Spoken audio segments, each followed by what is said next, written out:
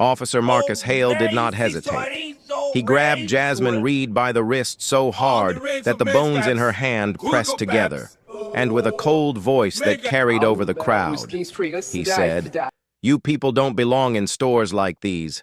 I know exactly what you are." His words cut sharper than any shove. Several shoppers froze.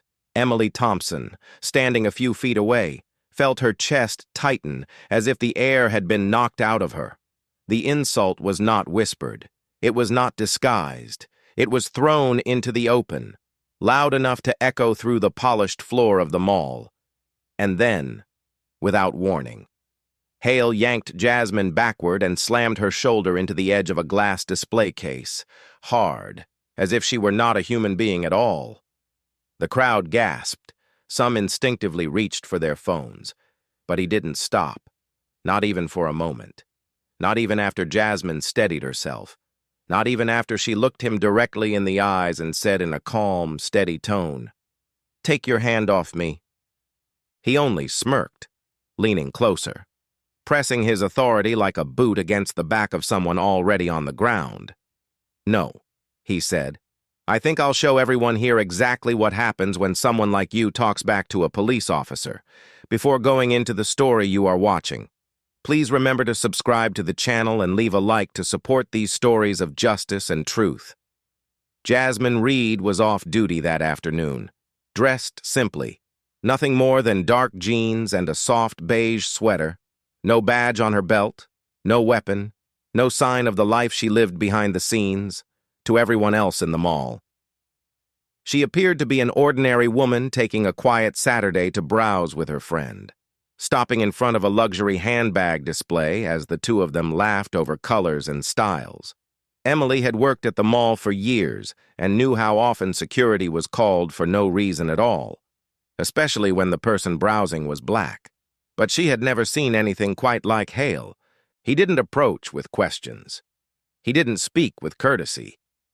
He came toward Jasmine with a look of predetermined guilt already sitting behind his eyes.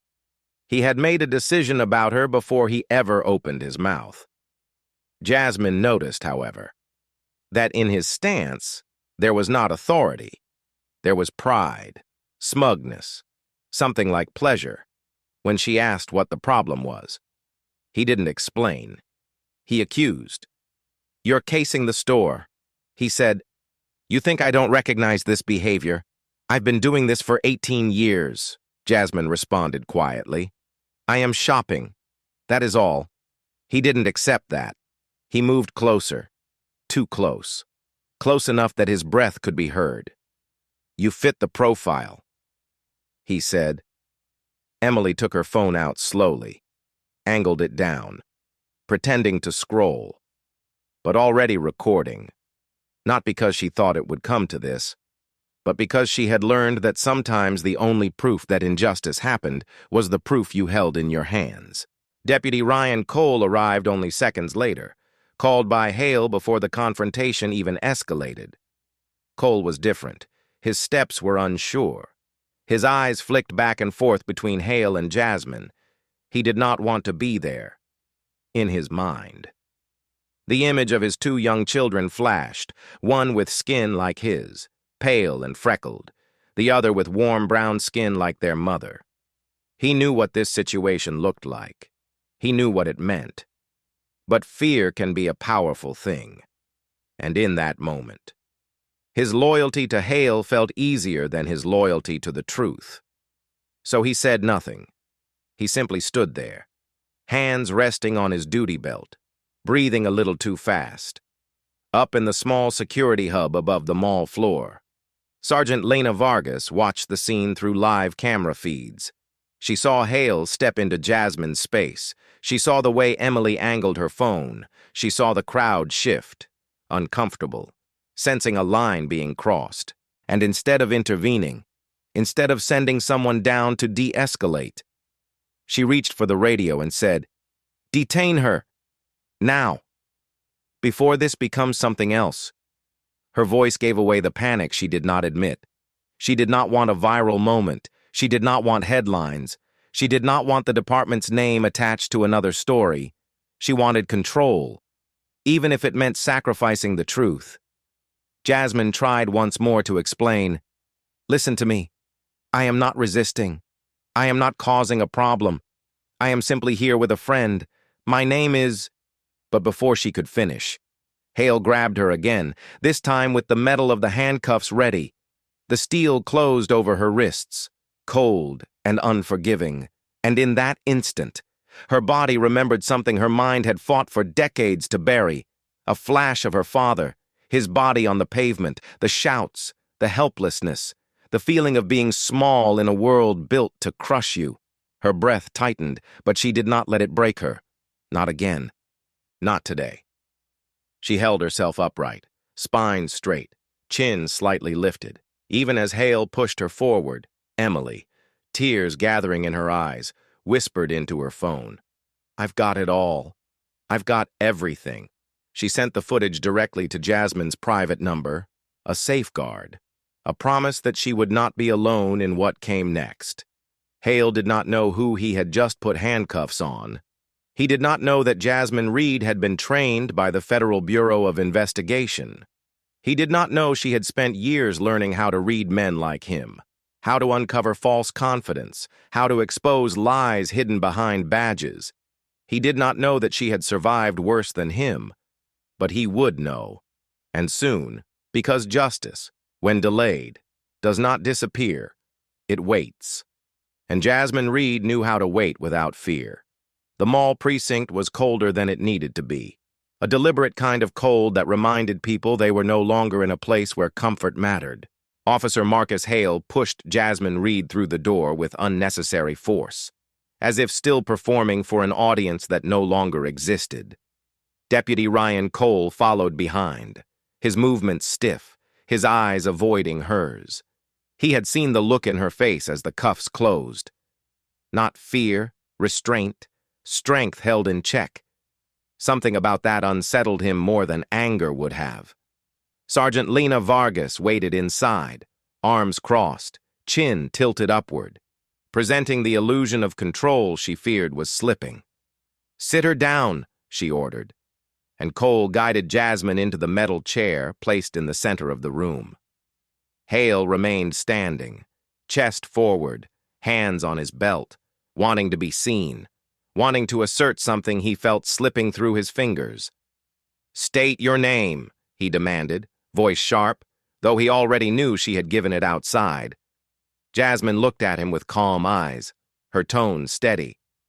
I have already told you my name. It is Jasmine Reed. Hale laughed under his breath in a low, mocking sound. Yeah, and I'm the president. Try again. Cole shifted, uncomfortable, but said nothing. He had seen too many moments like this, times where silence felt easier than courage, times where consequences seemed too heavy. Vargas leaned forward. We received a report of suspicious activity. Store security claimed you were behaving erratically, looking at merchandise you had no intention of buying. Jasmine held her gaze. Looking at merchandise is not a crime, Hale cut in. It is when someone is planning to steal it. Jasmine took a slow breath, pacing her thoughts, controlling her pulse. You made that assumption before speaking to me, before asking a single question, before even knowing who I was. Hale leaned closer, hands pressing on the table, his voice dropping just enough to reveal the venom underneath. I know exactly who you are. And yet, he did not. This was the moment where many people would beg, justify, defend their right to simply exist. But Jasmine was not ordinary, and she would not bow. She raised her cuffed hand slightly, enough to show composure, not defiance. Officer Hale, she said slowly, I am a special agent with the Federal Bureau of Investigation. The room stilled. Cole blinked, his mouth parting slightly as if something inside him cracked. Vargas's expression twitched before returning to its hardened exterior. Hale's face remained still only for a second, before dismissing her words with a scoff. No, you're not. Don't try that with me. You think that line is going to work here? Jasmine didn't argue. She simply turned her head and spoke toward the small security camera mounted high on the wall. Director Hayes, I am in the mall precinct being unlawfully detained. Please confirm identity and initiate communication with local command. For a moment. The room was quiet except for the faint hum of the air conditioning. Then Hale moved quickly. He reached up and switched the camera feed off. Not paused, not redirected, off. He had done this before. Too smoothly, too confidently. Vargas didn't stop him. Cole looked away. Jasmine understood then that this was not a misunderstanding. It was practiced. It was a pattern. Emily's video recording mattered even more now. Hale stepped back, pointing at Jasmine, his voice louder, less controlled. You're not calling anyone. You assaulted me when I tried to detain you. That's a felony. You think your little story is going to save you? Jasmine remained steady, her voice quiet but unwavering. You attacked me first. Cole flinched. He remembered. He remembered the sound of impact against glass. He remembered the gasp from the crowd. He remembered doing nothing. It pressed on his chest like weight. Vargas spoke carefully now, sensing how quickly control could shift. Do you have proof of your identity? Jasmine nodded once. Inside my bag, which your officer dropped when he restrained me. Cole retrieved it, hands slightly trembling. Inside. He found her wallet, her badge, her federal identification card. He held it for a long time, staring at the photo, the seal, the hologram. Vargas stepped forward, took the badge, examined it under the light, hoping to find a flaw that did not exist. Hale snorted. Fake. You can buy those online?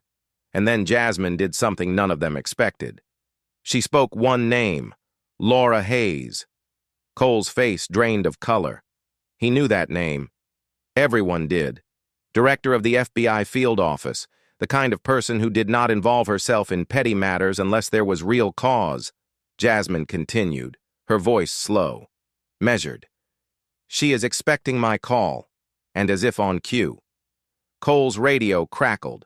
A voice came through. Formal, direct. This is Chief Samuel Brooks. Release the detainee immediately. Director Hayes has verified her identity. I am en route. Hale's jaw tightened. Vargas's eyes widened. Cole's breath left his chest in a quiet exhale, relief mixed with dread. Hale, however, did not release Jasmine. Instead, he stepped closer, his voice low, bitter, almost shaking. You think you've won something. You think this is over. But I have friends. I have protection. And I will make sure you regret what you are doing. Jasmine met his stare without blinking. What I am doing, she said softly, is letting the truth speak.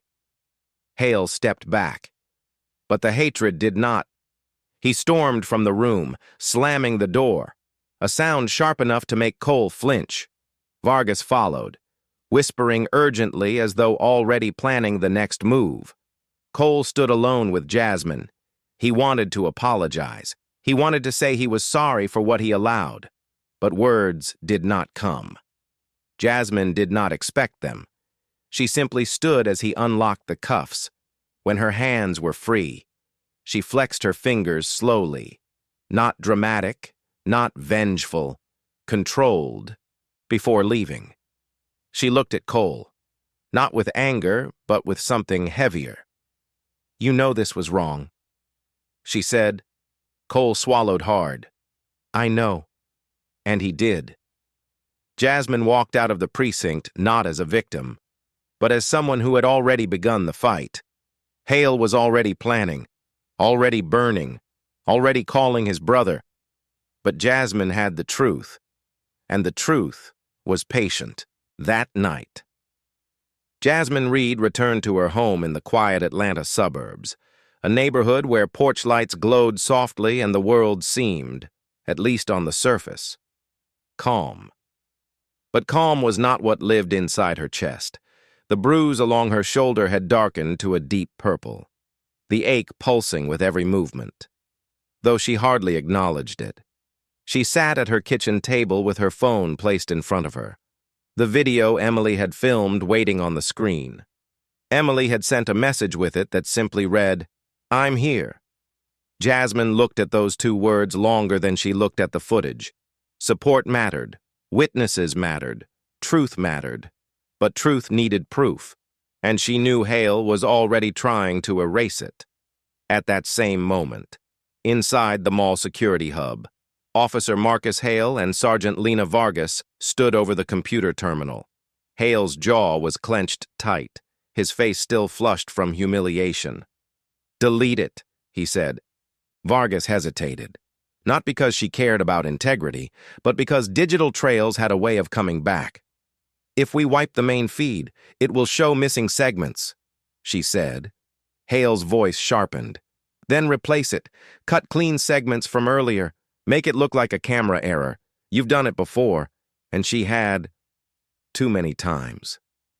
Deputy Ryan Cole stood near the doorway, watching the scene unfold with a heaviness in his chest, listening to the tapping of keys as Vargas rewrote the afternoon into something else, a story with the truth removed. But he could not remove what he saw. He could not delete his memory. He could not pretend the sound of Jasmine's shoulder striking the glass was anything but violence. He drove home in silence, unable to face his wife, unable to look at his children, knowing his daughter was old enough to ask why he was quiet and young enough to believe whatever he told her. But that night, he had no words. At Jasmine's home, a familiar voice filled the space when she answered her phone. "This is Director Hayes." The tone was firm, but not cold. Laura Hayes had been Jasmine's mentor for years, ever since she first entered the bureau with the quiet fire of someone who had seen injustice firsthand. "I authorized your release and notified the chief, but I need to know what you want to do," Hayes said. Jasmine looked at the video again, the still frame showing Hale's hand grasping her wrist with force. "We pursue it," Jasmine replied, "through the proper channels," and quietly, for now. Hayes understood the weight behind that choice. Public outrage burned quickly. Justice, real justice, moved slower. "We'll begin internal inquiry," Hayes said, "and I'll assign support." Jasmine thanked her and ended the call. Her mother, Clara Reed, knocked gently on the table's edge, as if asking permission to speak, though she needed none. Clara had been listening nearby, her worry held behind steady eyes. "You're doing the right thing," she said, though her voice trembled with the memory of another time, another man, another night, where the world had been unfair. Jasmine reached and held her mother's hand, the way she always did when the past pressed too close. "I know," she said softly. The next morning, Jasmine met with Dr. Aaron Mitchell, a longtime forensic medical consultant for the Bureau, who examined her injuries with the professionalism of someone who had seen far too much misuse of power. "Your shoulder has swelling and rotational bruising," he said, documenting every angle with care.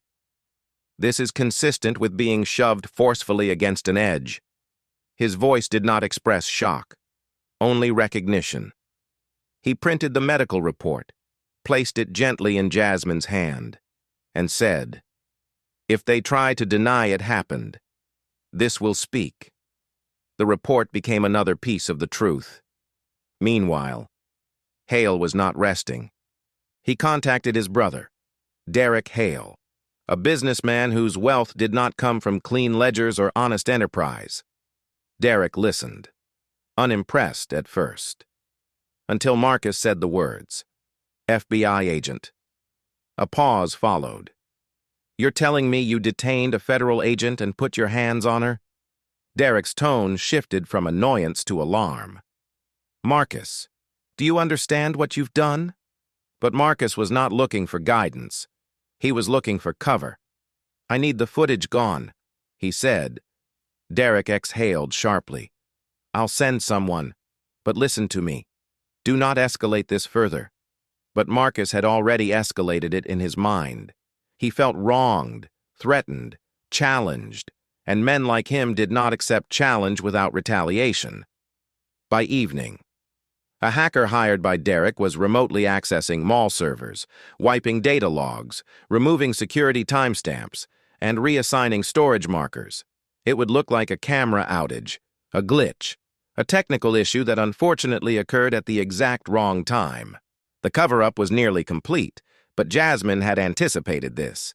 She and Director Hayes worked with the FBI cybersecurity team to retrieve residual fragments. Security systems rarely erased cleanly, and they didn't need the full video. They only needed proof that deletion occurred. Tampering with evidence could be as damning as the act itself. At the same time, Emily received a message from an unknown number. "Delete the video. There will be consequences." Emily's hands shook slightly, but she did not panic. She forwarded the message to Jasmine. Fear was real, but so was resolve. Jasmine called her immediately. "You are not alone," she said. Emily breathed out slowly, feeling anchored. Cole, meanwhile, sat in his dark living room, staring at his phone, debating whether to call someone, anyone, to confess what he had allowed. But guilt does not always move quickly. Sometimes it sits, heavy, waiting. That night, Jasmine noticed something on her home security feed. A parked vehicle. Lights off. Engine running. No one stepped out, no one knocked. It simply waited, watching. Jasmine did not panic.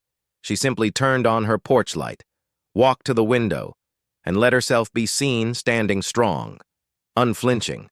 The car drove away. This was no longer a misunderstanding.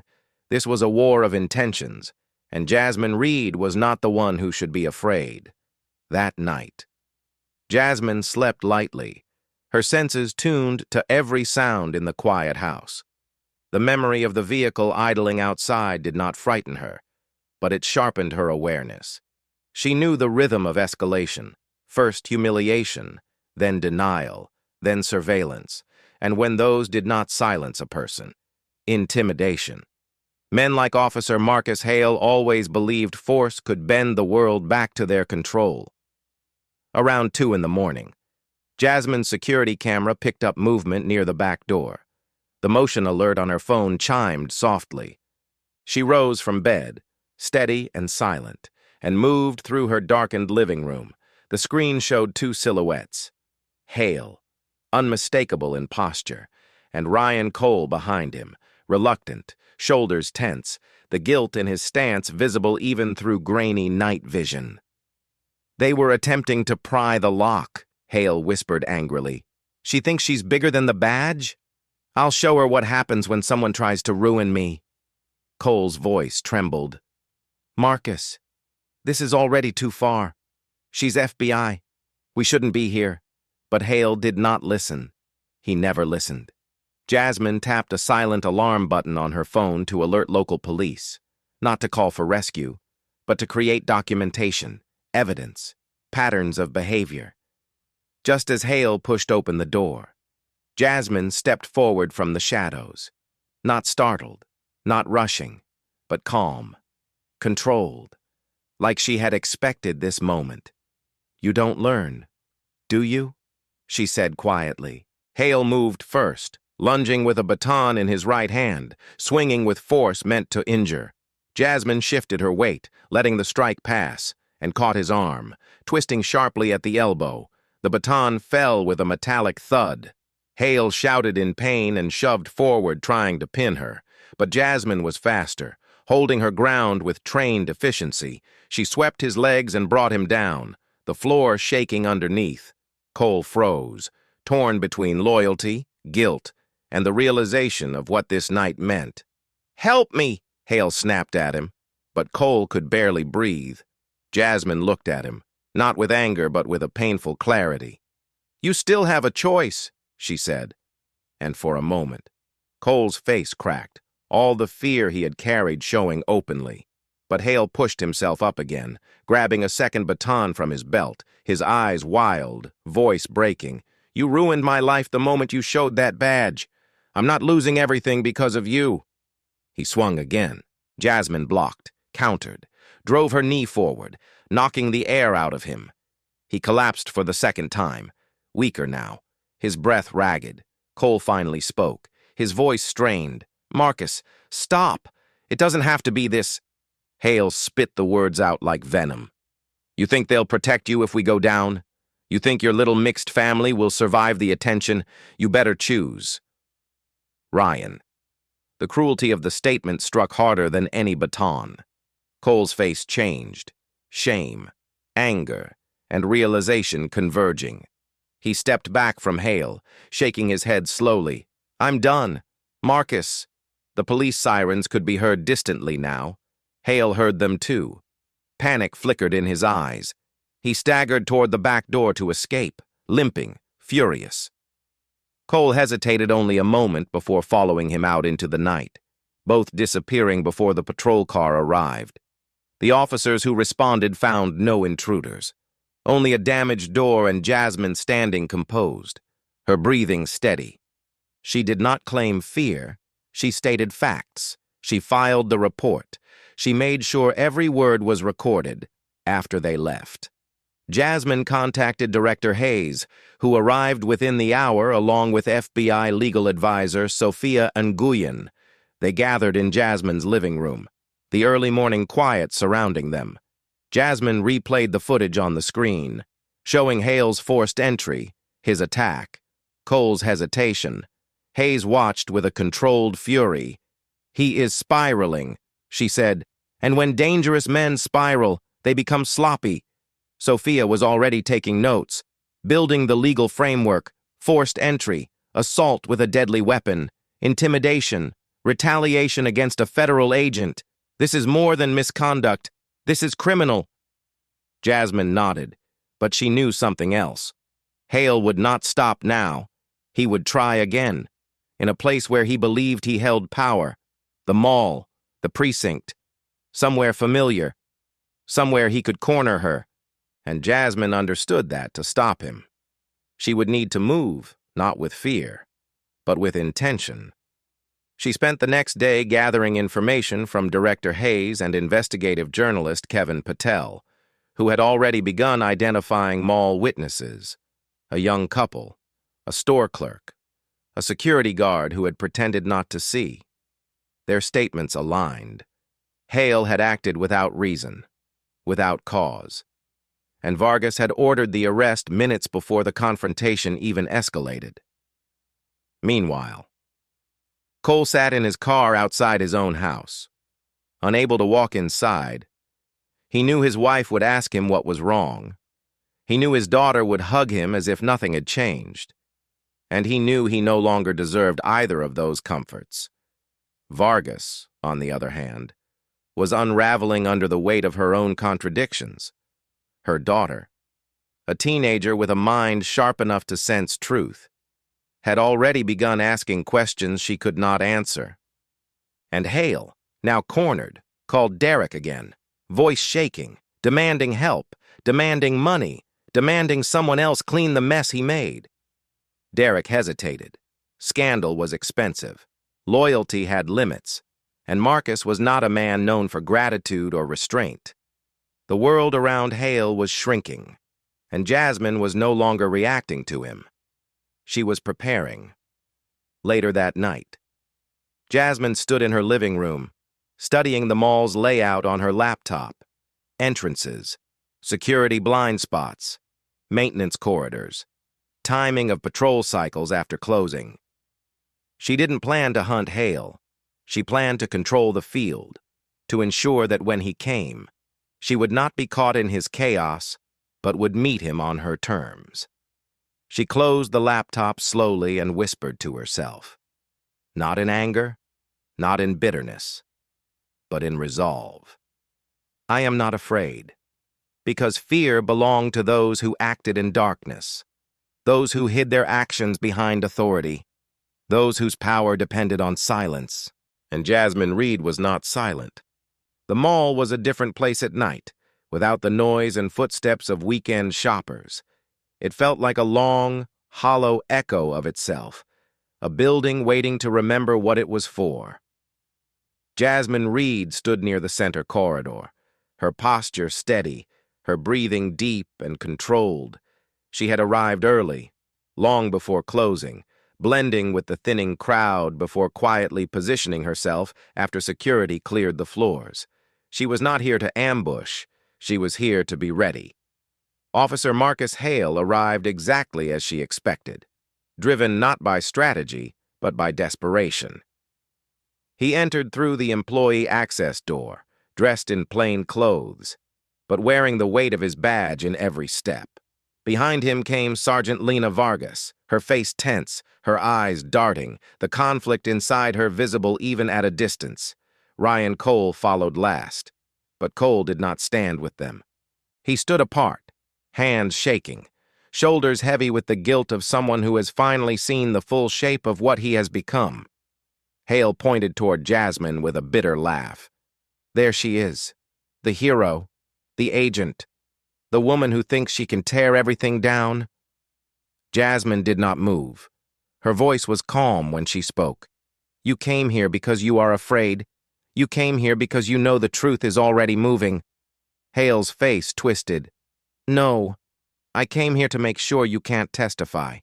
You think the world cares what you have to say? He lifted a stun gun from his jacket and flicked it on, the crack of electricity sharp in the quiet air. Vargas shifted, the sight of the weapon turning her expression pale. Marcus, she whispered, you told me we were just going to confront her. You said— Hale cut her off with a hiss. You think we have any choice now? Cole took a step forward, voice low but determined, though strained by fear. Marcus, stop. This isn't saving anything. This is ending everything. You need to walk away. Hale turned and stared at him, something like betrayal flaring behind his eyes. You're the reason I'm here, he spat, his voice breaking. You should have backed me. Ryan, you should have stayed loyal. Cole shook his head slowly, tears forming, breath trembling. I stayed silent, and that was already too much. Hale lunged, swinging the stun gun toward Jasmine's shoulder. Jasmine stepped back, letting the strike meet air, and in one swift motion, she grabbed his wrist, turned her weight, and forced the stun gun to the floor. It slid across the corridor tiles. The fight began. Hale rushed her with wild strength, fueled by hatred and fear rather than training. Jasmine stayed controlled, responding not with anger but clarity. She used his momentum against him, letting him wear himself down. Vargas watched, frozen, caught between self-preservation and the realization that the choices she had made were collapsing. Cole stood in place, hands shaking, unable to breathe. Hale reached for a display stand, grabbed a heavy metal holder, and swung it. Jasmine ducked, letting it crash behind her, the sound ringing through the empty shopping hall. She countered with a strike to his arm, then his ribs, then stepped back to give him the chance to stop. But Hale did not stop. Hate was driving him now, deeper than logic, deeper than fear, deeper even than consequences. You think you can beat me? He shouted, charging again. You think you are better because you hide behind a badge? Jasmine held his eyes. I don't hide behind anything. Hale tackled her. They hit the floor hard. Jasmine absorbed the impact, rolled, and locked her legs around his arm, bracing to break the grip. Hale struggled wildly, but his strength was fading, his breath ragged. Vargas finally moved, stepping forward as though to intervene, but Jasmine met her gaze. Don't, she said, voice clear, steady. You still have a choice. Vargas's breath shook, tears forming from pressure she could no longer hide. I didn't mean for it to go this far, she whispered. Jasmine did not respond. Some truths did not need answering. Cole finally sank to his knees, shoulders shaking, his voice cracking under the weight of everything he had carried. "I'll testify." He said, "I'll tell everything. I'll tell the truth." Hale heard him, and in that instant, something inside him broke. Betrayal cut deeper than defeat. With a final burst of rage, he reached down to his boot and drew a small folding knife, flipping the blade open in a frantic motion. Vargas gasped. Cole shouted. Jasmine moved. She caught Hale's wrist, twisted, and locked him into a chokehold from behind, her arm across his throat, not to kill, but to restrain. Hale struggled, kicking, gasping, his movements growing weaker, his hatred dissolving into something hollow. A broken man in a losing fight against truth. Eventually his resistance faded, his body went slack. Jasmine released him carefully, letting him collapse conscious but subdued. Cole stood, breathing unevenly, his face wet with tears, whispering to himself that it had to end this way. Vargas sank to the floor, covering her face with her hands. No longer a supervisor or an officer, just a person who had run out of excuses. Jasmine stood slowly, her breath steady, her body aching but unbowed. She pulled her phone from her pocket, pressed one button, and said simply, "It's done. Send units." Minutes later, the mall filled with responding law enforcement. Hale was handcuffed. Cole surrendered willingly. Vargas did not resist. And Jasmine, standing amid the aftermath, did not celebrate or collapse. She simply breathed, not in relief, in resolve. Because she knew this was not the end. This was the moment the truth finally had room to speak. The days following the mall confrontation unfolded slowly, but with a weight that everyone involved could feel.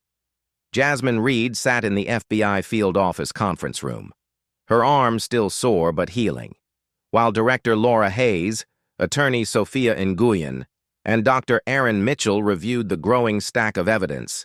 Emily Thompson was there too, her phone with the original recording resting on the table like a quiet witness. The video was no longer just a clip.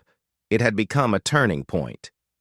"We will handle this carefully," Hayes said, her tone steady. "The goal is not revenge. The goal is accountability." Jasmine nodded, because she had never sought vengeance, though many would have understood if she had.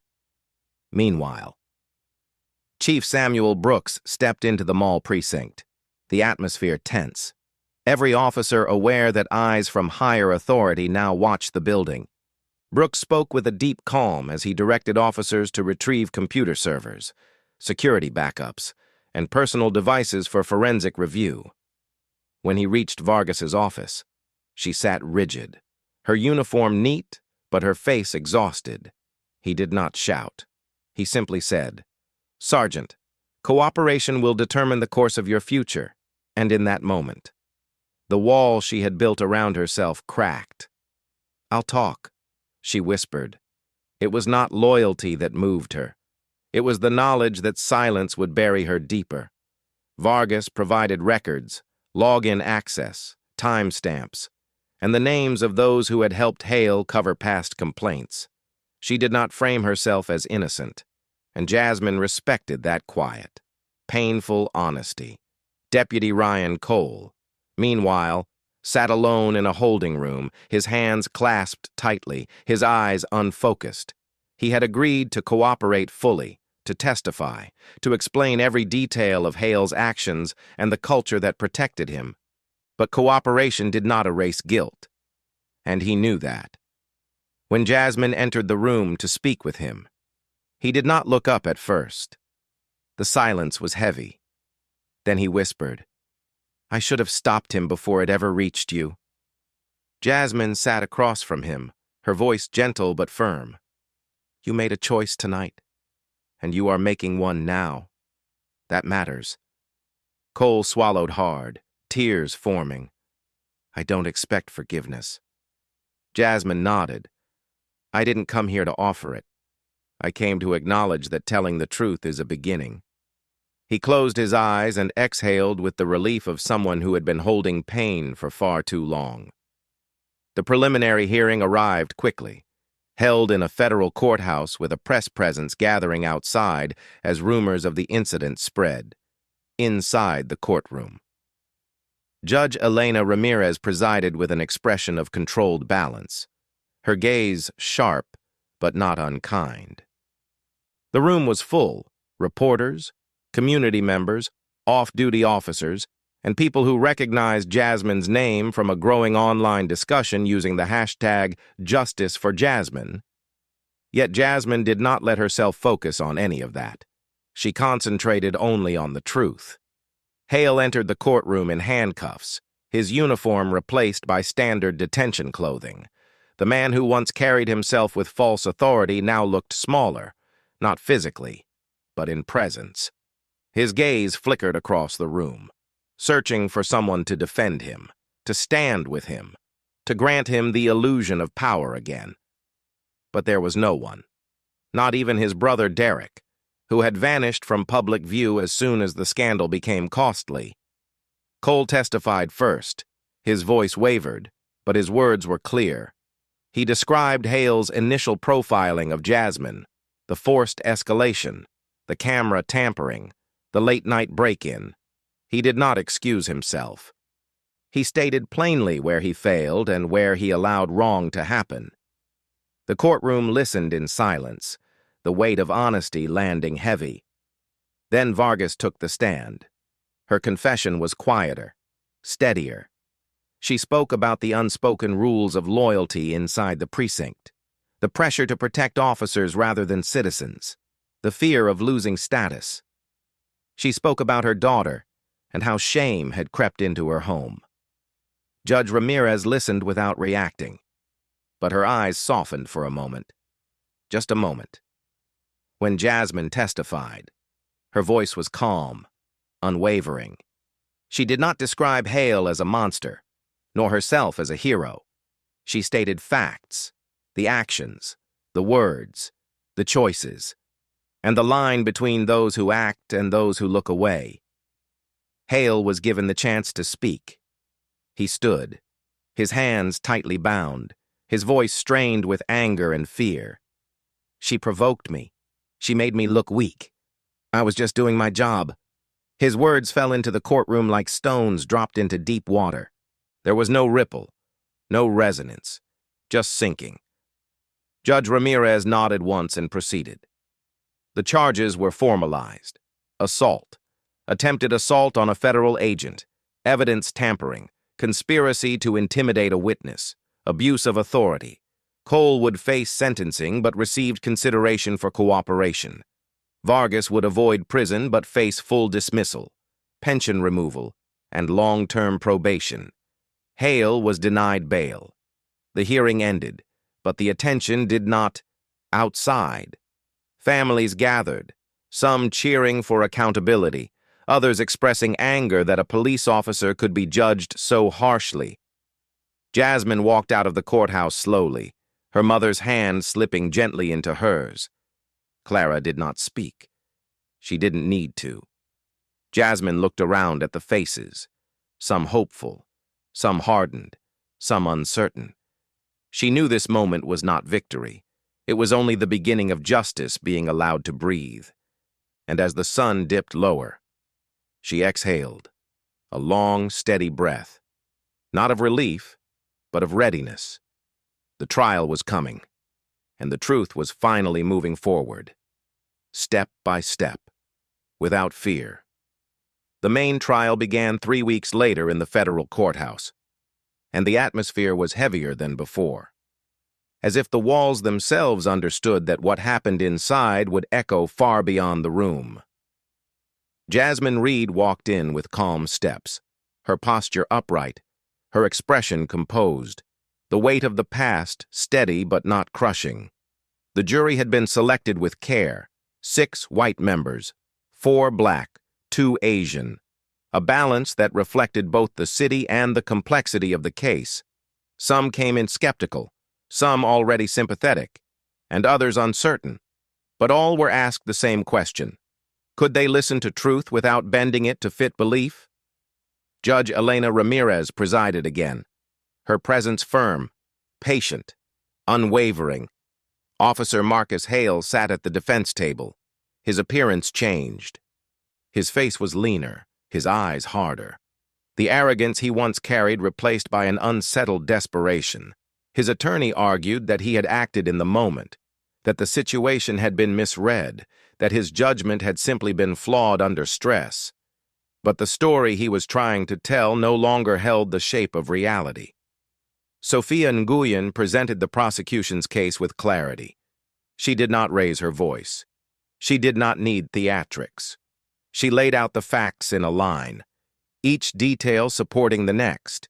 The video from Emily Thompson, the medical report from Dr. Aaron Mitchell, the malfunctioning camera feeds whose deletion logs revealed tampering, the security threats sent to Emily, the break-in at Jasmine's home, and finally the confrontation at the mall.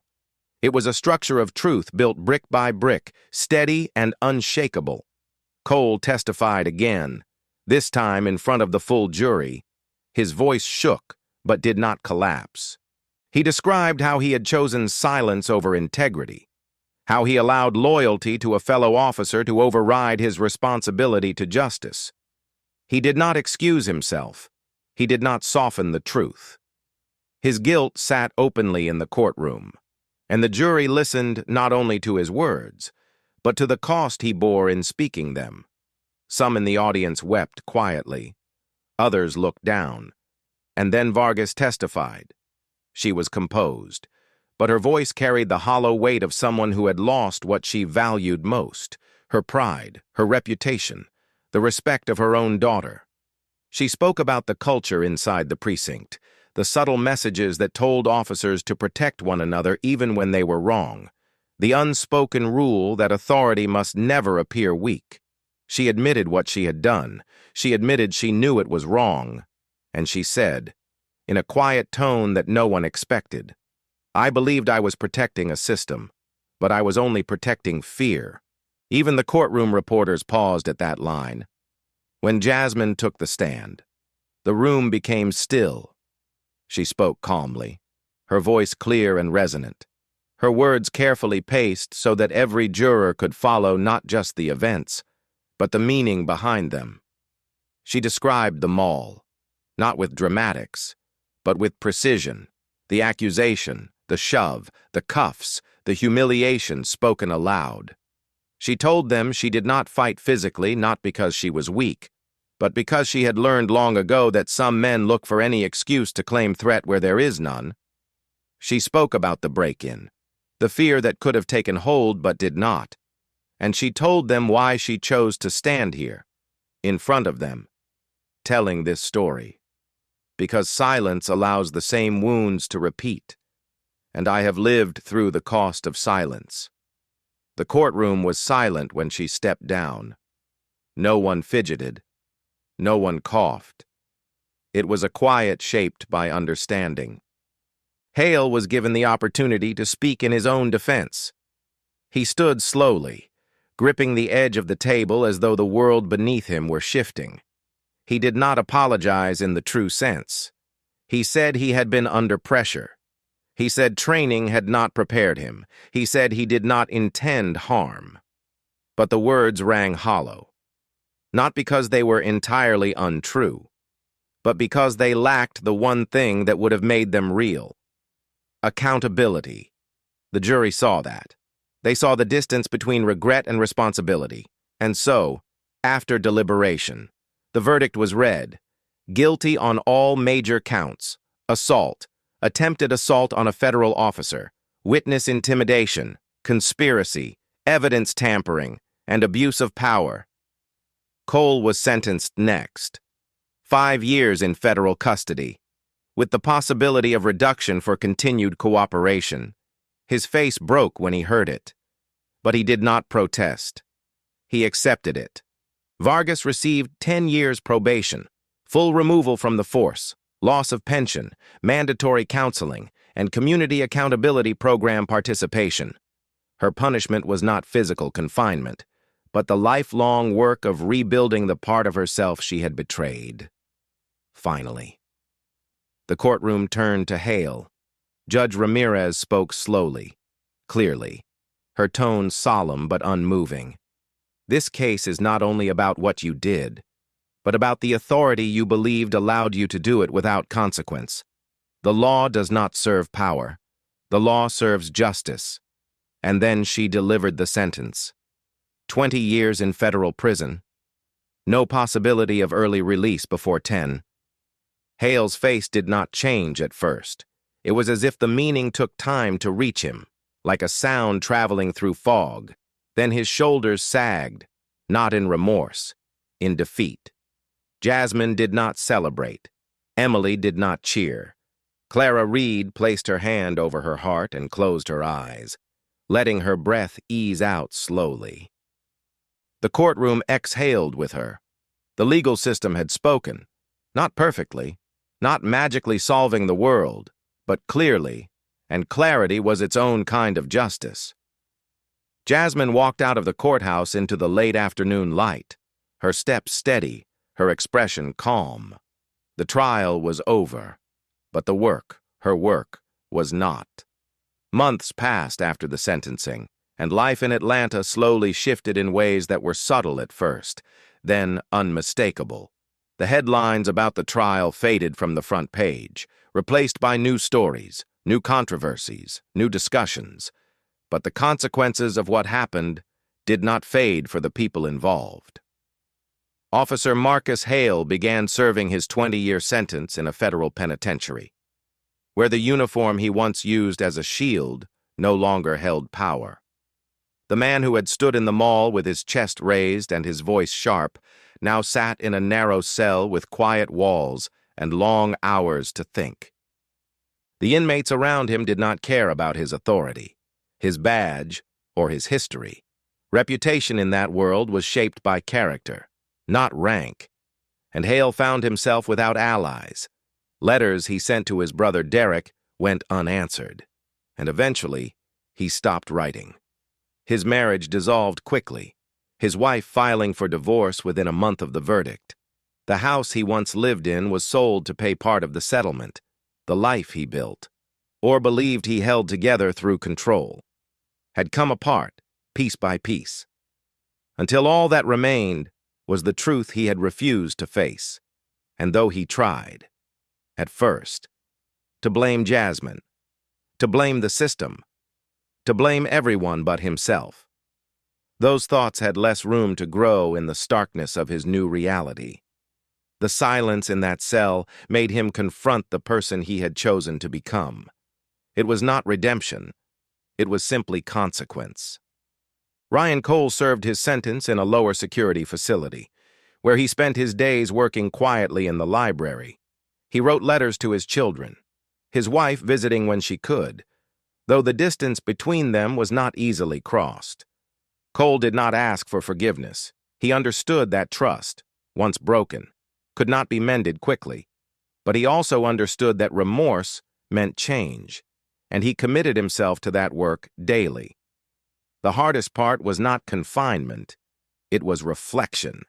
He read books about justice, power, and responsibility, sometimes copying lines into a notebook, not because he needed them, but because he needed to remember what had been in front of him all along.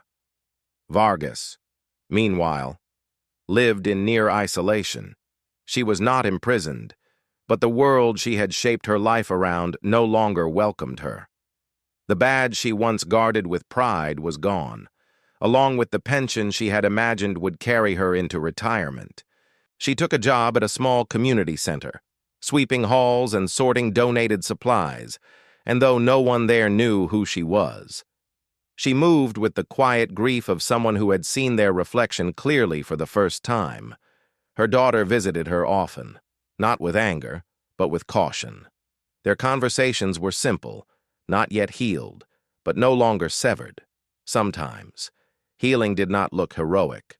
Sometimes, it looked like two people trying again, one shared word at a time. Jasmine Reed did not seek attention after the trial. She returned to her work, but with a new sense of purpose that was quieter and deeper. She was promoted within the Bureau, recognized not just for her skill, but for her poise under pressure, her refusal to let injustice grow unchecked, her clarity of judgment. Yet, She did not celebrate the promotion with grand gestures. She simply continued. Emily Thompson, encouraged and inspired by what she had witnessed, helped Jasmine establish the Reed Thompson Advocacy Fund, offering resources and representation for victims of discrimination who often lacked access to legal support. Donations came in slowly at first, then steadily, then substantially. People who had been silent found their voice, not through anger alone, but through hope that change could be built piece by piece. Jasmine's mother, Clara, watched her daughter with quiet pride. She had carried the weight of loss for many years, the memory of her husband still echoing in her heart. But now she saw in Jasmine not the pain of the past, but the strength shaped by surviving it. They sat together on warm afternoons, sharing tea, speaking softly, allowing peace to exist where once only grief lived. There were critics, of course, people who claimed the sentencing was too harsh, who said policing would become weaker, who argued that Jasmine had overstepped. But Jasmine no longer measured herself by opinions that could not see the truth, even when it was spoken clearly. Change always brought resistance. That did not make it less necessary. One morning, Jasmine was invited to speak at a national conference for law enforcement reform. She stood on the stage, looking out at hundreds of officers, lawmakers, activists, and community members. She did not speak about Hale or Cole or Vargas. She spoke about patterns, choices, systems that needed accountability to remain just. She spoke about courage that does not always roar. Sometimes, she said, courage is quiet. It is a hand that does not shake when telling the truth. It is standing up when standing up is costly. When she finished, the room was silent for a long moment, and then applause rose, not explosive, not theatrical, but deep, sustained, meaningful. Jasmine walked off the stage and exhaled slowly. The world was not fixed. The work was not done, but a path forward had been opened, and it could be walked, step by step, not alone. She returned home that evening, greeted by the warm sound of her mother's voice and the familiar calm of her living room. She closed her eyes for a moment and let the peace settle. Justice, she knew, was not a destination. It was a practice, and she was ready to continue it. Thank you for watching this story. If it touched you, if it made you think, please take a moment to like the video and subscribe to the channel. Your support helps these stories reach more people.